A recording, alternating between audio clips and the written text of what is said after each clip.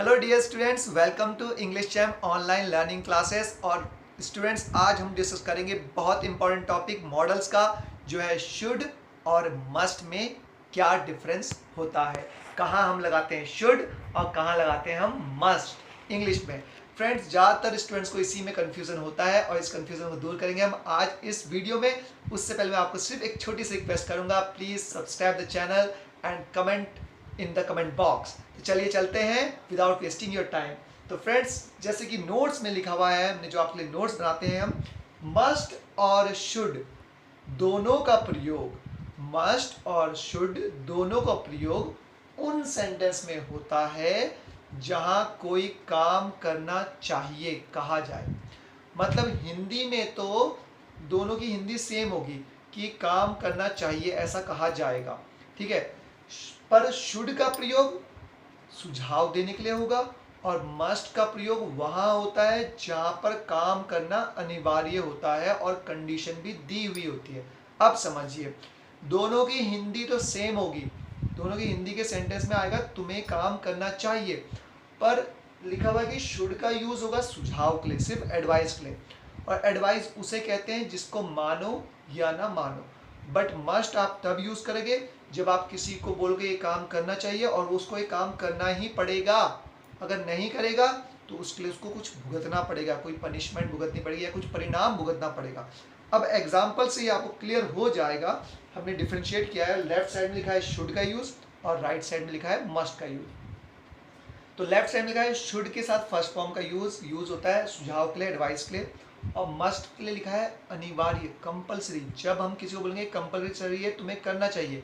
जैसे तुम्हें इंग्लिश बोल सीखनी चाहिए। अब आपने किसी को बोला, अपने फ्रेंड को बोला, लोग बोलते हैं भाई तुम्हें इंग्लिश सीखनी चाहिए, तो आप सीखो या ना सीखो ये आप पे डिपेंड करता है।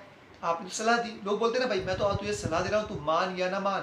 तो जब भी आप किसी को बोलोगे तुम्हें ऐसा करना चाहिए और वो माने या ना माने, तब आप शुड का यूज करोगे। पर मैंने बताया मस्ट का यूज वहां होता है जहां पर कोई काम करना चाहिए और करोगे तभी वो उसका रिजल्ट निकलेगा, अनिवार्य होगा, कंडीशन होगी। और कंडीशन दी है, अगर तुम्हें इस इंटरव्यू में पास होना है, ये है कंडीशन, तो तुम्हें इंग्लिश बोलनी आनी चाहिए। मतलब ये उसने दे दिया उसको कि ये काम करना चाहिए वरना तुम इंटरव्यू में पास नहीं होगे। तो यहाँ हो गया कंपलसरी कि अगर तुम्हें इस इंटरव्यू में पास होना है तो भाई तुम्हें इंग्लिश बोलनी आनी चाहिए। बहुत सी जॉब्स में होता है कि अगर आपको हमारे यहाँ नौकरी करनी है तो तुम्हें इंग्लिश आनी चाहिए, तो उसमें लगेगा मस्ट। तो if you want to pass this interview then you must know to speak English, तब तुम्हें इंग्लिश बोलनी आनी चाहिए। तो यहाँ मस्ट आ गया, शुड का मस्ट बन गया। फिर अगला है तुम्हारे पास आधार कार्ड होना चाहिए। आज के लोग बोलते हैं कि तुम्हें आधार कार्ड बना लेना चाहिए, तुम्हारे पास आधार कार्ड होना चाहिए। तो जैसे आपके फादर ने बोला बेटा तूने आधार कार्ड बना लिया, आपने कहा नहीं बेटा तुझे आधार कार्ड बना लेना चाहिए। तो आप बोलते बेटा पापा मैं बना लूँगा, वो बोलते हैं, फिर वो एक हफ्ते बाद पूछते हैं तूने बना लिया, आप बोलते हैं यार मैंने नहीं बनाया, तो बोलते तुझे बनाना चाहिए। तो आप उनकी एडवाइस को मानते हैं, नहीं भी मानते हैं, ठीक है। तो ये आ गया शुड का यूज। तो यू शुड मेक, तुम्हारे पास आधार कार्ड होना चाहिए, you should have an Aadhaar card.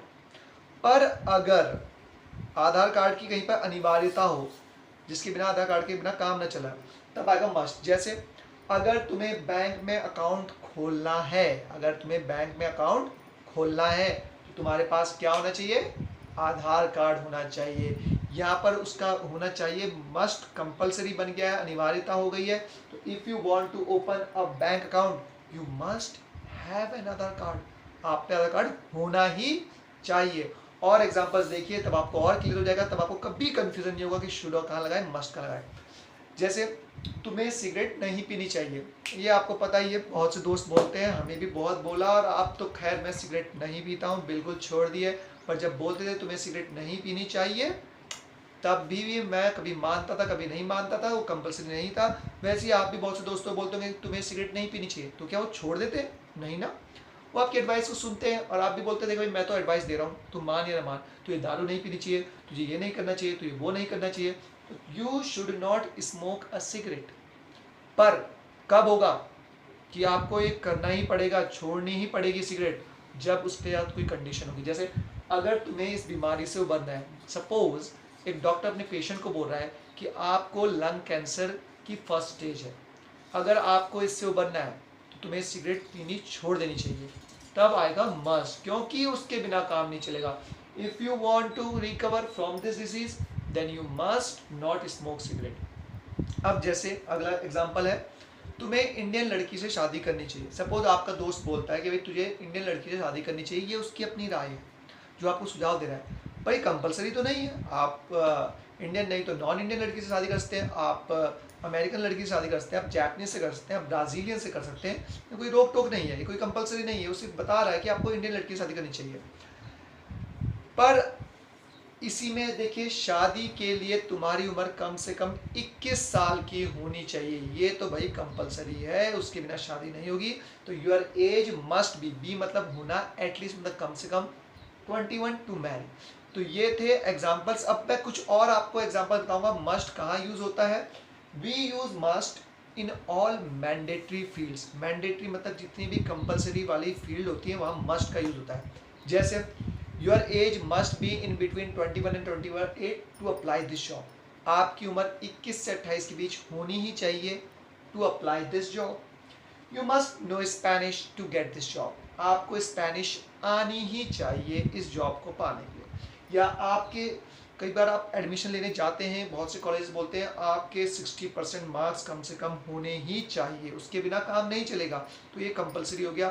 तो you must have at least 60% marks to get admission.